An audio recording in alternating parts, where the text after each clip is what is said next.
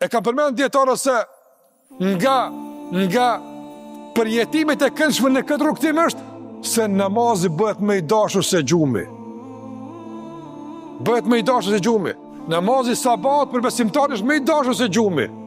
Braktisja e shtratit të ngratë dhe dhomës së ngratë dhe dalja në acar me fal namazin në xhami për të është më e dashur se e kundërta. Nuk është kjo për të gjithë kështu. Ka njerëz që më e dashur për të është një gjysmë ore gjumë se një 15 minuta namaz në xhami. Është njëri dallon nga njëri, varet. I po i mend që e din, pak ftaf sot nesër shumë shpërblim, pak ngrash sot nesër shumë dënim. Andaj e din ai se cilësh më i dhon përparësi. Një kënaqësi e përkohshme sot e kushtueshme nesër shumë.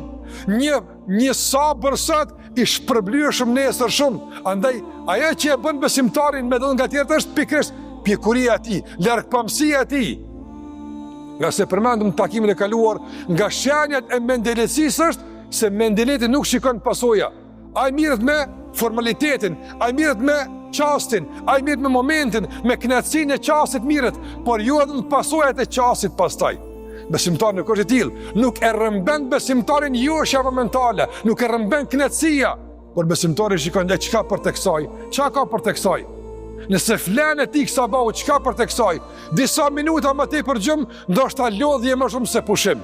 E çka nëse zgjohet me braktisi shtratin e ngratë, dhomën e ngratë, e dal në xhami në acar, e përna falim, e çka ndodh? Tha pejgamberi sallallahu alajhi wasallam, 2 rekate në xhami, më mirë se dunjon me ta dhon.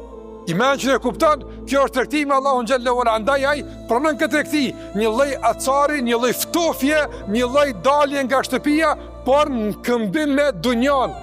E pranoj. Po e pranoj këtë marrëveshje.